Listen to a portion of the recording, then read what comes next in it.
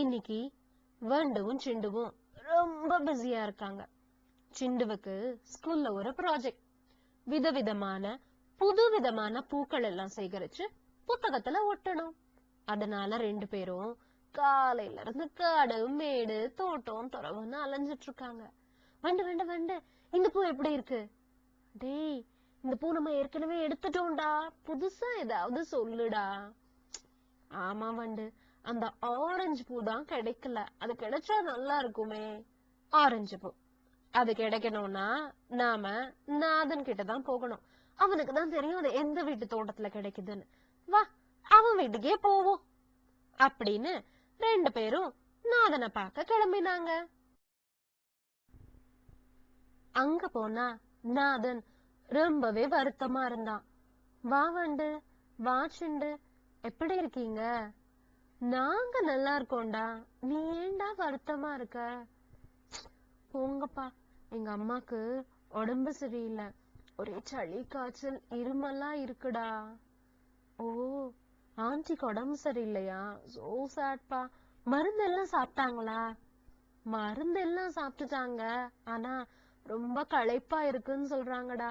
காலையில இருந்து ஒரு ஸ்மைல் கூட பண்ணல தெரியுமா? எனக்கு உடம்பு சரியில்லைன்னா எனக்கு ஸ்டோரி எல்லாம் சொல்லி நீ உற்சாகமா ஸ்மைல் பண்ணிட்டே இருந்தாதான் காய்ச்சல் எல்லாம் போகும்னு சொல்லுவாங்கடா. அவங்கள சிரிக்க வைக்க எனக்கு ஒரு ஐடியா கொடுங்கடா. ஹெல்ப் பண்றீங்களா நீங்க 2 பேரும்? ஆண்டிய சிரிக்க வைக்க ஒரு ஐடியா. இவன் நீங்க வாயே. ஓகே சிண்டு, நான் கண்டிப்பா பண்றேன். ஓகே வண்டு, அப்ப நாதன் ஒண்ணு பண்ணட்டும், நான் ஒண்ணு பண்றேன். நாதன், ஐடியா ரெடி. ஆண்டிய நம்ம 3 பேரும் சேர்ந்து சிரிக்க வைக்க போறோம். முதல்ல கிச்சனுக்கு போறோம். வண்டு சிண்டு, இதெல்லாம் எதுக்குடா?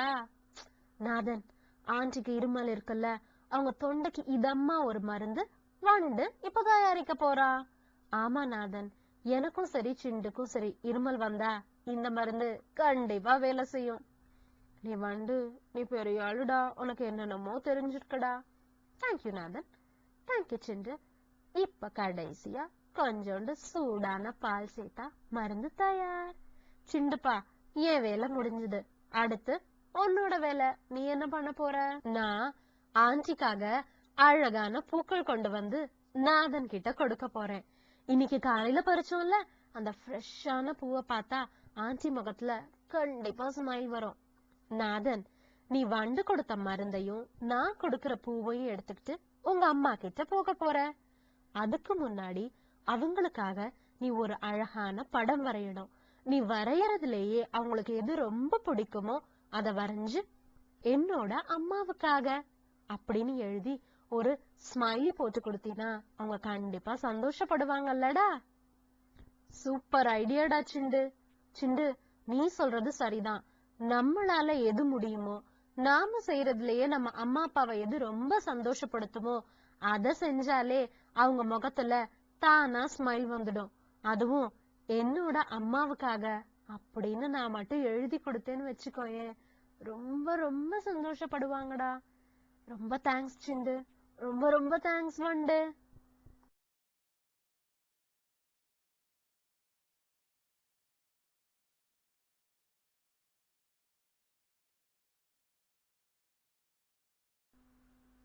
என்ன பாக்குறீங்க? அதுக்கப்புறம் என்ன நடந்துச்சுன்னா, நாதனோட அம்மா ரொம்பவே சந்தோஷப்பட்டாங்க.